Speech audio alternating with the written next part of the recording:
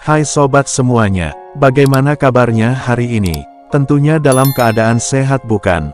Sobat semua pastinya tidak asing dengan istilah PPPK dan CPNS.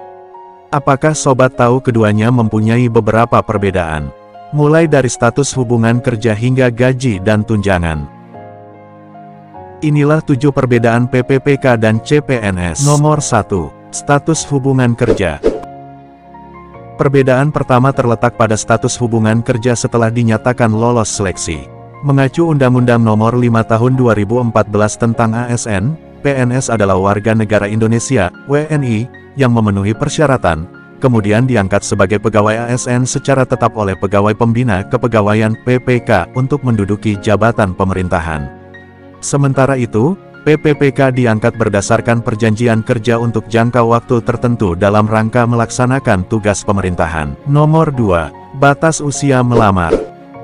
Selain status hubungan kerja, PPPK dan CPNS juga dapat dibedakan dari batas usia saat melamar.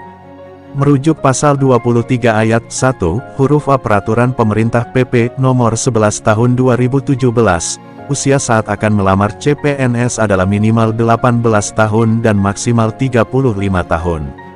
Sementara untuk melamar PPPK, berdasarkan pasal 16 huruf A PP Nomor 49 Tahun 2018, usia minimalnya adalah 20 tahun dan usia maksimal 1 tahun sebelum batas usia tertentu pada jabatan yang akan dilamar. Nomor 3. Tahapan seleksi.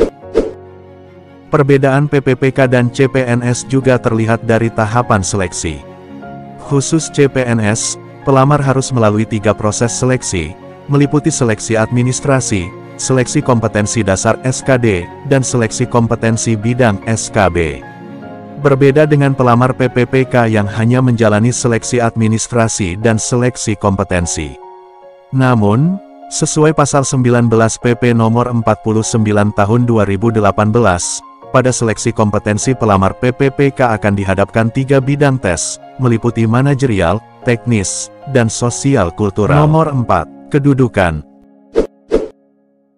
Perbedaan PPPK dan CPNS juga terjadi di lingkup kedudukan yang bisa dijabat. Meski sama-sama menjabat di pemerintahan, lingkup kedudukan PPPK lebih terbatas. Apabila PNS dapat menduduki seluruh jabatan pemerintahan, maka tidak demikian dengan PPPK. Jenis jabatan yang dapat diduduki PPPK diatur dalam PP dan Keputusan Menteri Pendayagunaan Aparatur Negara Reformasi Birokrasi Nomor 76 Tahun 2022. Tertulis, PPPK tidak dapat mengisi jabatan pimpinan tinggi, JPT Pratama. Nomor 5. Gaji dan tunjangan. CPNS dan PPPK juga memiliki perbedaan dalam hal komponen gaji dan pendapatan yang mereka terima. Sebelum resmi menjadi PNS, CPNS akan menerima gaji sebesar 80% berdasarkan surat keputusan masing-masing formasi. Barulah apabila memenuhi kriteria, maka CPNS akan berstatus sebagai PNS dengan gaji 100%. Namun sebenarnya, komponen gaji dan tunjangan PPPK maupun PNS sama. Perbedaan terletak pada landasan hukum yang mengatur keduanya. Nomor 6. Pemberhentian hubungan kerja. Secara umum, pemberhentian hubungan kerja baik PNS maupun PPPK dilakukan melalui 2 cara. Pertama, diberikan predikat tertentu. Kedua, diberhentikan dengan hormat. Diberhentikan dengan hormat apabila PNS maupun PPPK meninggal dunia, atas permintaan sendiri, perampingan organisasi, tidak cakap jasmani atau rohani, sehingga tidak bisa menjalankan tugas dan kewajiban. Hal yang membedakan adalah kondisi lain yang menyebabkan PNS dan PPPK diberhentikan dengan hormat. Pada PNS, diberhentikan dengan hormat apabila telah mencapai usia pensiun. Sementara PPPK, akan dihentikan dengan hormat apabila jangka waktu perjanjian kerja telah berakhir. Nomor 7. Batas usia pensiun.